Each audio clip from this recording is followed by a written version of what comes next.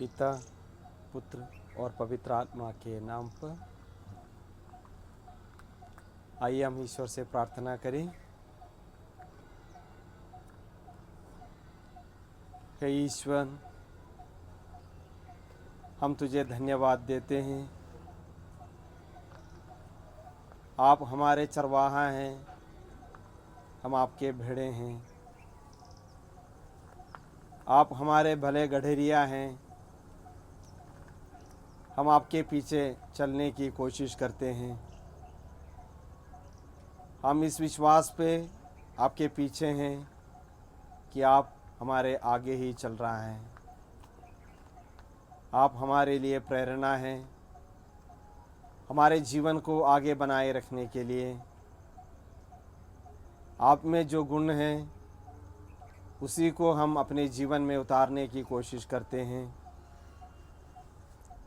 हे ईश्वर, आप हमारा प्रेरणा बने रहिए ताकि हम दूसरों के सामने प्रेरणा बन सके। आपके भेड़ हैं हम। चरवाहे से आवाज़ सुनकर उसका अनुपालन करते हैं, उसी प्रकार हम आपकी प्रेरणाओं को कान देते हुए आपके मार्ग में चलने की कृपा हमें मिले। हे ईश्वर, हमेशा हम आपके आज्ञा और अनुज्ञा के लिए हमारे कान को तैयार रखें ताकि आपसे जो प्रेरणाएं मिलती हैं उन प्रेरणाओं के अनुसार हम अपने जीवन को बना सकें। यही हमारी प्रार्थना है। हे प्रभु, यही हमारी विनती है आपसे कि आप हमेशा हमारे साथ रहें।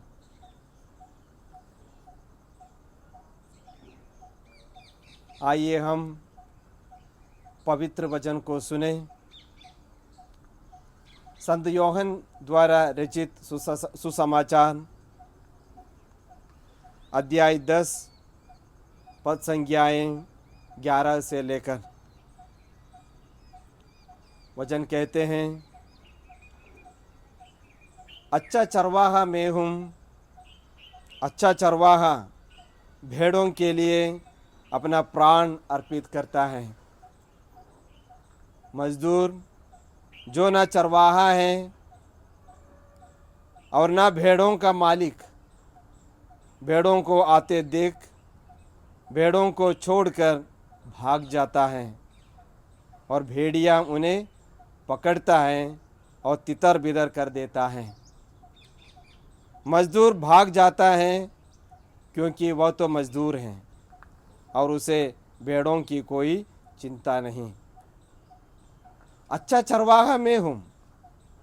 जिस तरह पिता मुझे जानता है और मैं पिता को जानता हूँ, उसी तरह मैं अपनी भेड़ों को जानता हूँ और मेरी भेड़ें मुझे जानती हैं। मैं भेड़ों के लिए अपना प्राण अर्पित करता हूँ।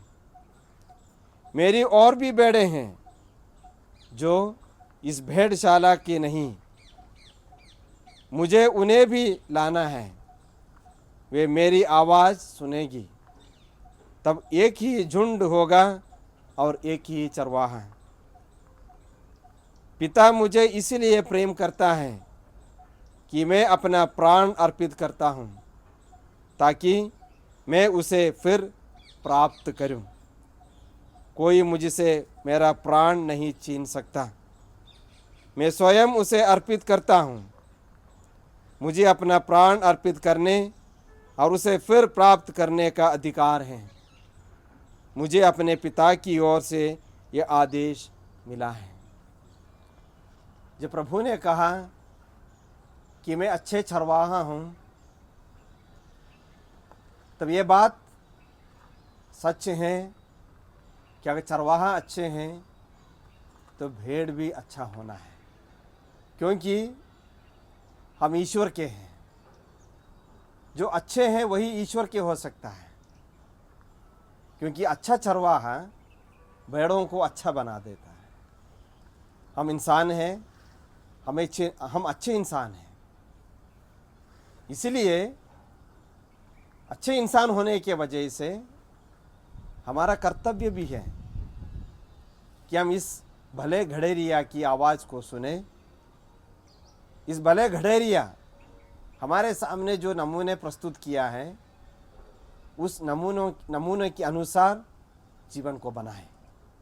घड़ेरिया अपनी बात बता दी है और भेड़ों की अपनी बात को सुनना है, आदेश देता है और आदेश को स्वीकार करना है। चरणबद्ध तरीके से भेड़ चरवाहे के पीछे चलते हैं, कदम से कदम मिला के, झुंड से झुंड मिलाकर। वो रास्ता जो बताए हैं उसी रास्ते पे चलना। विश्वास इस बात की है कि आगे जो चरवाहा है वो भेड़ों के लिए अच्छे रास्ते ही बताएगा, वो गलत रास्ते पे हमें नहीं ले जाएंगे। इसलिए रास्ते की बात हम ईश्वर पे छोड़ देता है। ईश्वर जो रास्ता दिखाते हैं उस रास्ते में हम किस प्रकार चले, ये हमारा कर्तव्य है। प्रभु यीशु भला घड़ैया होने के वजह से उन्होंने कहा कि मैं भेड़ों के लिए अपने जीवन अर्पित करते हैं। ये घड़ैया की बात है। व्यक्ति अपने जीवन में दूसरों के सामने इसी बात का निर्वहन करते हैं कि अपने कर्तव्यों का पालन करते हुए भला घड़ेरिया और उस भले घड़ेरिया के भेड़ होने के वजह से हमारा कर्तव्य है हमारे जीवन को सार्थकता पूर्वक व्यतीत करें। जो नमूना घड़ेरिया हमारे सामने रखें, उस घड़ेरिए के नमूने से प्रेरणा लेके हम अपने जीवन को व्यतीत करना। जिस प्रकार घड़ेरिया अपने जीवन को व्यतीत किया, उसी प्रकार हमारा कर्तव्य भी बनता है कि हम अपने जीवन में उस घड़ेरिया के अनुरूप का जीवन बिताएं। जैसे मैंने कहा कि अगर घड़ेरिया भला है तो उसके भेड़ भी अच्छे हैं, और भेड़ हमेशा झुंड में है। झुंड में रहते समय वो एक दूसरे के साथ रहते हैं, आगे चलने की उनमें चेष्टा है, आगे चलने की उसमें प्रक्रिया है, और उस चेष्टा और उस प्रक्रिया के साथ वो आगे चलने की कोशिश करते हैं। घड़ेरिया भला होने से हमारी जो चेष्टा और प्रक्रिया सकारात्मक है, एक दूसरे का साथ देने की होती है। और जब उस रास्ता और उस रास्ते में जो प्रेरणा है वो अच्छा होने से और झुंड में होने की वजह से एक भेड़ दूसरी भेड़ के साथ चलते हैं, और जैसे घड़ेरिया अपने भेड़ों के लिए जीवन अर्पित करते हैं और उस जीवन की अर्पण करने की प्रक्रिया में भेड़ों की भलाई होती है, यह हर व्यक्ति के जीवन में संभव है। कि हर व्यक्ति अपने जीवन को व्यतीत करता है भलाई के द्वारा, भलाई करते हुए जब जीवन को व्यतीत करते समय दुख तकलीफ होती है, कठिनाइयाँ होती है, वो कठिनाइयों को सामना करना है। उस कठिनाइयों को सामना करते हुए ही वो अपने जीवन में आगे अग्रसर होती है। प्रभु भी जब हमारे सामने आए, इस दुनिया में आए, बहुत से कठिनाइयों को झेले, बहुत से प्रयत्न किए हैं ताकि हम लोगों को अच्छा बनाने के लिए, अच्छे रास्ते पे चलाने के लिए। इसलिए हमारे जीवन में हर संभव कोशिश है कि हम उसी प्रेरणा, उसी मतलब, जो मतलब हमारे ईश्वर है, उस ईश्वर में अपनी श्रद्धा केंद्रित करते हुए, अपनी आस्था केंद्रित करते हुए हम अपने जीवन को आगे बढ़ाएं, ताकि जो अन्य प्रकार के गडरिया हमारे सामने आते समय, जो भगोड़ा है या जो मजदूर है, हम विचलित नहीं होना है। जब हमारी श्रद्धा केंद्रित है या हमारी श्रद्धा और भक्ति में एकाग्रता है, तो अगल बगल की बात हमारे सामने नहीं आती है। बातों में दम होती है, चलने में दम होती है। जब चलने में दम होती है, श्रद्धा केंद्रित है, तो कदम पर कदम चलना हमारे लिए आसान होती है। विश्वास के जीवन यही है। हम दिन प्रतिदिन, क्षण भर क्षण, हम इस अग्रसरता आगे बनाए रखता है। ये भेड़ की बात होती है, क्योंकि हमारे सामने हमारे गडरिया है, हम उसके पीछे करते हैं, और गडरिया अपने जीवन को निछावर करके हमें रास्ता बताते हैं। इसलिए रास्ते की चिंता करने की हमें आवश्यकता नहीं है कि हमारे जीवन आज क्या होगा, हमारे जीवन कल क्या होगा, इसकी चिंता करने की आवश्यकता नहीं है। अगर हमारे जीवन में कठिनाइयाँ आती है, जब अच्छे रास्ते पे चलते समय ईश्वर में श्रद्धा रखते हुए, ईश्वर के प्रति भक्ति रखते हुए हम अपने जीवन को आगे व्यतीत करते समय जो कठिनाइयाँ हमारे जीवन में आते हैं, वो कठिनाइयाँ हमारे लिए सार्थक तब सिद्ध होती है जब उस कठिनाइयों में हम ईश्वरीय इच्छाओं की पूर्ति देखते समय या ईश्वरीय इच्छाओं की पूर्ति करते समय। क्योंकि जो भी हमारे जीवन में घटित होता है, जो भी व्यक्ति अपने जीवन में व्यतीत करते हैं, उनके सांसारिक जीवन में, वो सबके पीछे एक ईश्वरीय योजना होती है। इसीलिए प्रभु ने लोगों से कहा था, अपने सुनने वालों से, कि मैं अन्य लोगों के समान नहीं हूँ, मैं एक अच्छा व्यक्ति हूँ, मैं अच्छे गडरिया हूँ, क्योंकि मेरे साथ लोग हैं, मेरे साथ और अन्य लोग भी रहते हैं, मैं उनके लिए नमूना है। व्यक्ति अपने समाज में, व्यक्ति अपने समुदाय में यही व्यतीत करते हैं, अकेले नहीं रहता है। भले बहुत से समय ऐसी आती है कि व्यक्ति अपने जीवन में अकेलापन महसूस करते हैं। एक भावना है, ये परिस्थिति है। ये भावना और परिस्थिति में, अकेलापन की जो भावना और परिस्थिति में, हम इस बात को हमेशा याद रखें, भले हम अकेले हैं लेकिन ईश्वर हमारे साथ हैं। इसीलिए ईश्वर साथ हैं क्योंकि वो भले गडरिया हैं। भले गडरिया, जैसे उनने अपने वचनों के द्वारा कहा कि वो हमेशा अपने भेड़ों के साथ होती हैं, क्योंकि वो नहीं चाहते कि अपने भेड़ों को क्षति पहुंचाए।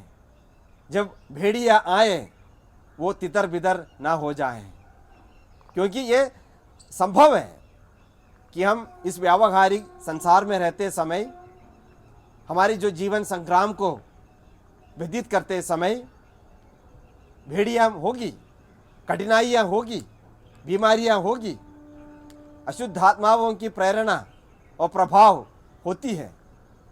तो इन प्रभावों से, इन परिस्थितियों से बचाए रखना वो उनका काम है।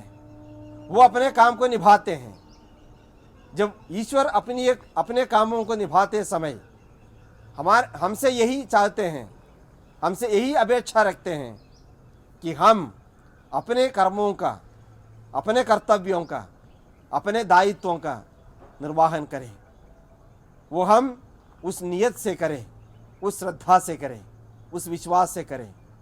विश्वास वही श्रद्धा कि ईश्वर हमारे लिए प्रेरणा है, वो हमारी गडरिया है, ईश्वर हमारी घड़रिया होने से हमें निसंदेह उनके पीछे चल सकता है।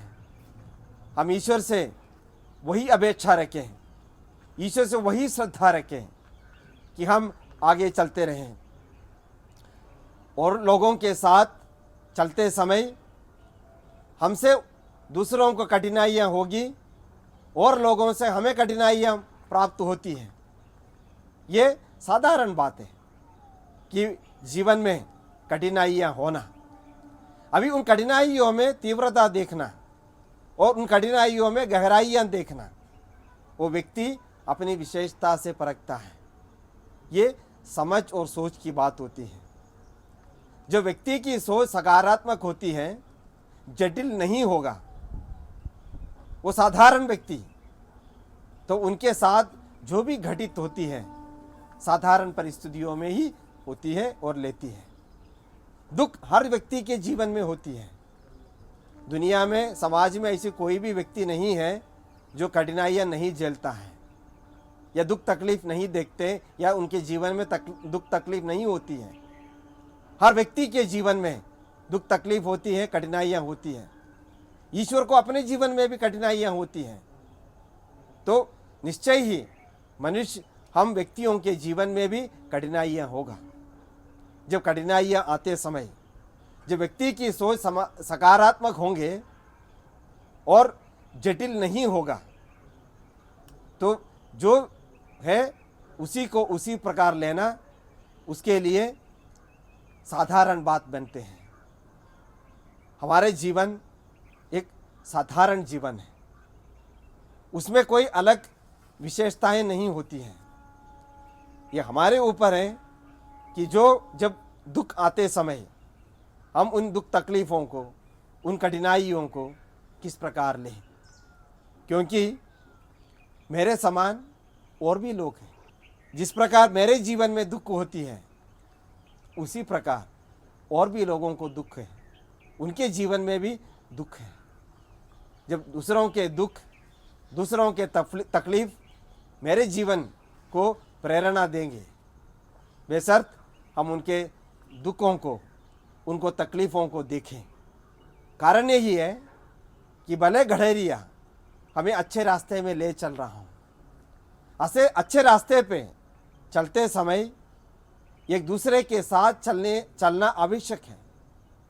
दूसरों के साथ चलते समय उनका दुख देखना, उनको दर्द को समझना, क्योंकि हम करीब से चलते हैं, झुंड में चलता है, अकेला नहीं।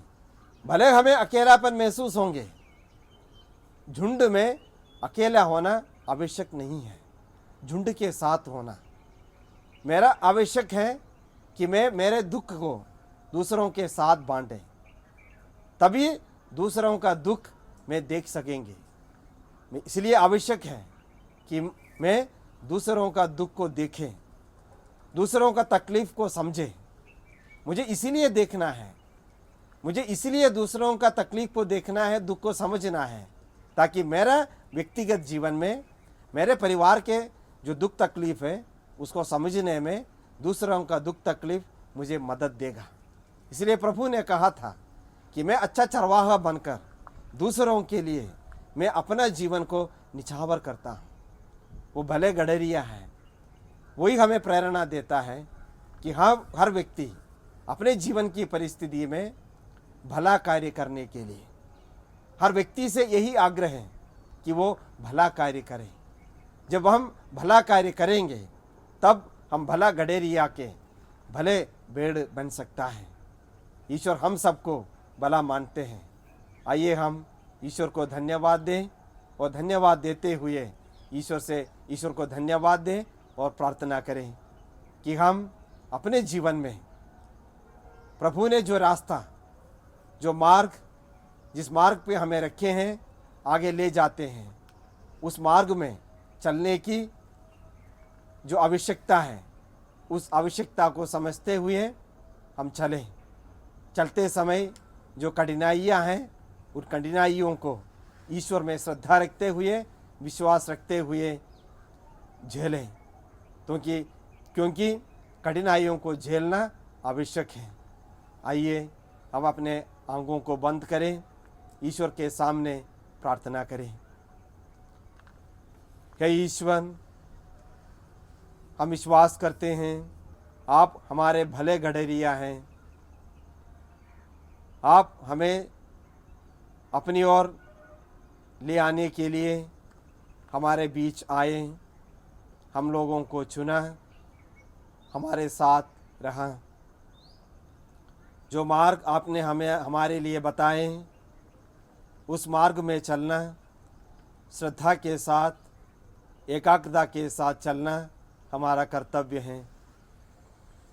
आप में श्रद्धा रखते हुए एकाग्रता के साथ चलते समय, हे ईश्वर, मेरे साथ और भी लोग चलते हैं, और भी लोग रहते हैं, उन लोगों को भी स्वीकार करना, उनके दुख तकलीफ़ों को समझना, उनके दुख तकलीफ़ में आपकी जो योजना है, उन योजनाओं के मकसदों को समझना और उनके अनुसार जीवन को बनाना हमारा कर्तव्य बनता है। ईश्वर, जैसे आप अपने भेड़ों के लिए अपने जीवन को निछावर किया, उसी प्रकार भेड़ों के साथ रहते समय, लोगों के साथ रहते समय हम अपने जीवन को अच्छे से व्यतीत करें, ताकि उसी से ही हम दूसरों को साथ ले जाने में कामयाब हो सके। आपके रास्ते पे चलना हमारा कर्तव्य है। हे ईश्वर, जैसे आप दिन में मेघ स्तंभ बने और रात में अग्नि स्तंभ बने, उसी प्रकार हमारे जीवन के हर पहलुओं में आप बने रहिए। हमारे कठिनाइयों में हमारा साथ दे, हमारे दुख तकलीफ़ों में हमारे साथ दे, ताकि हमेशा हमें यह दिलासा रहेंगे कि दुख आते समय, कठिनाइयाँ आते समय हम विश्वास के साथ, श्रद्धा के साथ आप में बने रहें। यही हमारी प्रार्थना है, पिता, पुत्र और पवित्र आत्मा के नाम पर।